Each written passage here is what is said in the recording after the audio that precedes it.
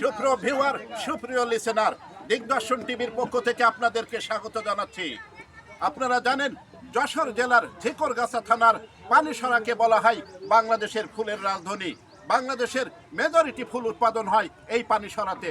আর এই পানিসরার সুপরিচিত ব্যক্তিত্ব এবং বাংলাদেশ ফুল বিতান অর্থাৎ পানিসরার যে ফুল আমরা দেখতে পাই, সেই সব কথার রূপকার বা কারিগর আমাদের সুলদীয় ইসমাইল ভাইয়ের সাথে। ভাই, আসসালামু আলাইকুম। কেমন আছেন আপনি? আলহামদুলিল্লাহ ভালো আছি ভাই, আপনার নাম আমি দীর্ঘদিন শুনেছি, আপনি বিভিন্ন সাক্ষাৎকারে আপনার দেখেছি। অর্থাৎ পানিসরাই এখন যে ফুলের মনোরম পরিবেশ, সেটা কিন্তু সৃষ্টি আপনাদের হাত ধরেই। আমরা শের আলীর নাম শুনে থাকলেও পরবর্তী পর্যায়ে আপনাদের হাত ধরেই কিন্তু দিনে দিনে এগিয়ে যাচ্ছে। আমি আপনার কাছে জানতে চাই, আপনি কত বছর আগে থেকে এই ফুলের চাষ বাণিজ্যিকভাবে শুরু করেছেন? আসলে আমি আমাদের ফুলের যে আসলে মূল কারিগর সে হচ্ছে শের আলী সর্দার। উনি 1982 সালে বাংলাদেশে প্রথম বাণিজ্যিকভাবে রজনীগন্ধা দিয়েই চাষ শুরু করেন। তার দেখানো পথে, হাঁটানো পথে আমরা মোটামুটি এই ফুলের জগতে আসি।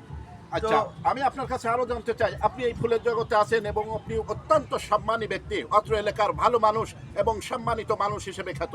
আমি আপনার কাছে জানতে চাই, আপনার কতটুকু এরিয়া, এই যে আপনার একটা ফলোয়ার ভিলেজ, এখানে আপনার কতটুকু জায়গা আছে এবং এখান থেকে যে ফুল উৎপাদন হয় সে ফুল কোথায় রপ্তানি করা হয়? আসলে আমার এই ফ্লাওয়ার ভিলেজটা হচ্ছে মূলত আমার গার্ডেনটা মূলত অপোজিট সাইডে। আমি ওখানে ফুল উৎপাদন করি এবং এইটা গার্ডেন হিসেবে করা হয়েছে যে আমার এলাকা তো বাংলাদেশের বিভিন্ন জায়গা থেকে ভিজিটররা আসে। সেখানে ভিজিটররা ক্লান্ত হওয়ার পরে আমার এখানে এসে একটু রেস্ট নিল, এখানে খাওয়া দাওয়া করলো এবং ওয়াশরুম টুম করে রাখছি, তাদের বসার ব্যবস্থা করে রাখছি। এইখান থেকে তারা বিদায় নেবে। আর আমি মূলত 20 বিঘা জমিতে ফুলের চাষ করি। ওকে, অনেক সুন্দর বলেছেন আপনি।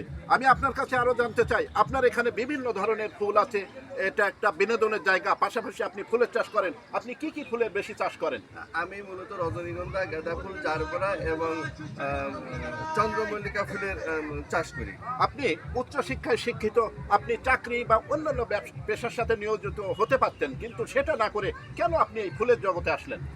আসলে আমার আব্বা তো একজন কৃষক ছিল। আমিও আমার আব্বা কিন্তু মারা যায় আমার এসএসসি পরীক্ষার 3 মাস আগে। তো তখন আমার আব্বা টুকটাক ফুলের ওই যে শের আলী চাচার দেখানো পথে ফুল চাষ করতো। তো আসলে সেটা কম, কিন্তু আমি তখন চাষ ধান, পাট চাষ, গম, সরিষা এগুলোই করতাম। তো আসলে ওখানে আমার ভালো সংসার চলতো না। তারপরে আসলে ফুল ব্যবসাটায় বা ফুলের চাষটাই দেখলাম যে ভালো, ফুলের চাষটা করলে মোটামুটি সংসারটা ভালোভাবে চলছে, এরকম একটা মনে হলো। তাই আমিও পূর্ণাঙ্গভাবে এই ফুলটা চাষ শুরু করি। আমি আপনার কাছে আরো জানতে চাই, আপনি দীর্ঘদিন ফুলের চাষ করছেন, ফুলের চাষ করতে আপনি দারুণ একটা অভিজ্ঞতা সংগ্রহ করেছেন। আমি আরো জানতে চাই, আপনি আপনার এই ভবিষ্যৎ পরিকল্পনা কি? পরিকল্পনা কি এই পানিসরা নিয়ে এবং ফলোয়ার যে ভিলেজ, সেটা নিয়ে আপনার ভবিষ্যৎ পরিকল্পনার কথা যদি বলতেন। আসলে আমার এরিয়াটা তো এখন মোটামুটি একটা ফুলের পর্যটন এরিয়া হিসেবে রূপ নিয়েছে। তো আমি চাই গভর্নমেন্ট আমার এই ফুল এলাকাটা পুরোটাই সরকারিভাবে পর্যটন এরিয়া হিসেবে ঘোষণা করা হোক। আর আমার মূল পরিকল্পনা হচ্ছে আমি সারা বাংলাদেশের মানুষের হাতে হাতে ফুল পৌঁছে দিতে চাই। আমার ফুলটা যেন সারা বাংলাদেশে যায় এবং বাংলাদেশে এখন বর্তমান যে অবস্থা আছে, আমরা টোটাল বাংলাদেশের ওভারঅল চাহিদা পূরণ করতে পারি এবং এই ওভারঅল চাহিদা পূরণ করার পরে আমাদের অনেক ফুল থেকে যাচ্ছে। তা আমি চাচ্ছি যে আমাদের এই ফুলটা যদি বাংলাদেশের বাইরে অর্থাৎ সৌদি, দুবাই, কাতার, ওমান বা আরও ভালো দেশে যদি আমরা পাঠাইতে পারি, তাহলে আমরা ব্যাপকভাবে একটা বৈদেশিক মুদ্রা অর্জন করতে পারবো এবং আমার দেশটা অনেকটা ডলার আসবে আমাদের দেশে, ফরেন রেমিটেন্সি যেটা, সেটা চলে আসবে। যেটা আসবে। ওকে, থ্যাংক ইউ আপনার মূল্যবান সাক্ষাৎকার দেওয়ার জন্য। আপনাকে অসংখ্য ধন্যবাদ। তবে আপনার সহযোগী হিসেবে আমির হোসেন ভাই, আমাদের শ্রদ্ধেয় বড় ভাই, তিনিও কিন্তু আপনার সহযোগী এবং তিনিও কিন্তু এই পানিসরার ফলোয়ার ভিলেজটাকে উন্নয়ন করার জন্য আপ্রাণ চেষ্টা করে যাচ্ছে। আমি এখন ভাইয়ের কাছে জানতে চাই, আপনি অন্য পেশা, আপনি এক সময় প্রবাস জীবনযাপন করতেন, সেখানকার জীবনযাপন, বিলাসবহুল জীবনযাপন ছেড়ে আপনি কেন এই ফলোয়ার ভিলেজের সাথে যুক্ত হলেন? আমার বড় ভাই এখানে ইসমাইল ভাই আছে, এই ফলোয়ার ভিলেজের বড় ভাই। উনি এই পার্কটা করার পরে আমি আসলে বিদেশ থেকে আসার পরে একটু বেকার ছিলাম, আমার সেরকম কোনো কাজ কাম ছিল না। তো ভাই আমার বললো যে ঠিক আছে আসো, আমরা একসাথে কিছু একটা করি। তো সেই হিসেবে আমি ভাইয়ের সাথে আসছিলাম এই জায়গায়। এসে আমি এখানে একটা নাগরদোলা লাগাইছি, একটা ট্রেন আছে, একটা নৌকা আছে, একটা চরকা আছে, এই ছেলেপিলেদের কিছু বিনোদন করার জন্য আর কি এইগুলো কাজ করা। আমার বড় ভাই শ্রদ্ধেয় বড় ভাই ইসমাইল ভাইয়ের সাথে আমরা দুই ভাই এই পার্কটা চালাই।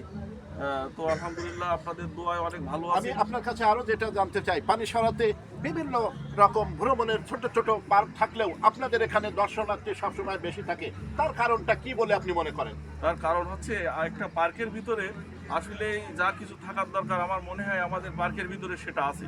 একটা পার্কের ভিতরে আপনার ছেলেপিলে ঘুরবে, একটা নাগরদোলা থাকবে, একটা ট্রেন থাকবে, একটা নৌকা থাকলো, একটা ম্যাজিক নৌকা আছে। এখন এগুলো বাচ্চারা অনেক খায় এবং বসার জায়গা আছে, Washroom আমাদের ভালো ভালো আছে। একটা ওয়াশরুম আছে।